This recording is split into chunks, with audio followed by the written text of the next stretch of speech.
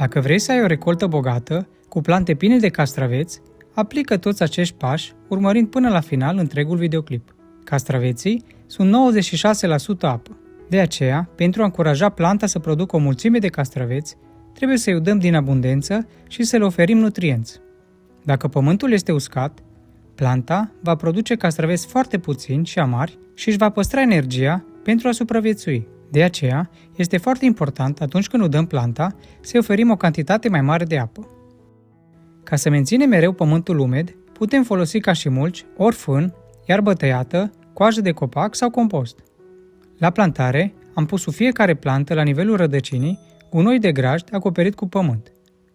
Eu am folosit gunoi de grajd peletizat, dar puteți folosi orice tip de gunoi.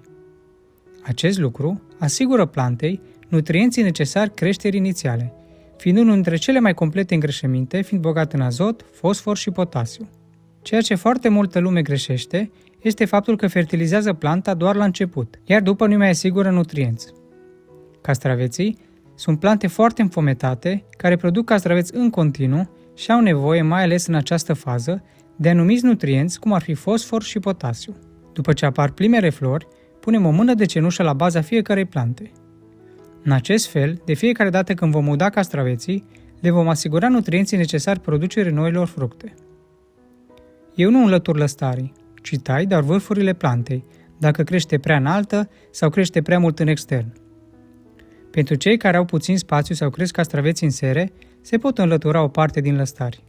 Însă cei lăstari înlăturați vor produce la rândul lor flori și castraveți. De aceea, din experiența mea, am observat că am o producție mult mai mare dacă las toți lăstarii în schimb și ofer plantei mai mult îngrășământ. Înlătur însă frunzele bolnave, bătrâne și frunzele de la bază, care ajută nu doar la reducerea riscului de îmbolnăvire a plantei, ci și la o aerisire mai bună a acesteia.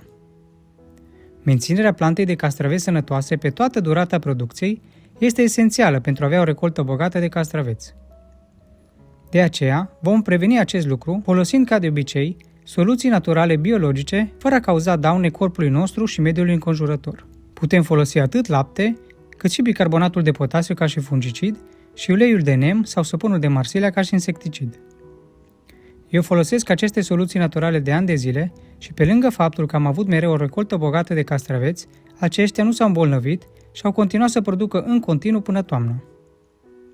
Așadar, dacă aplicați toți acești pași, veți avea o recoltă bogată, cu plante pline de castraveți, gustoși și sănătoși. Dacă sunteți interesați să vedeți ce fungicid biologic cu spectru larg folosesc pentru a stropi nu doar castraveții, ci toată grădina mea, dați click pe următorul videoclip. Iar dacă v-a plăcut acest videoclip și v-a fost de folos, nu uitați să distribuiți, să vă abonați la canalul nostru de YouTube și să urmăriți pagina noastră de Facebook. Vă mulțumesc!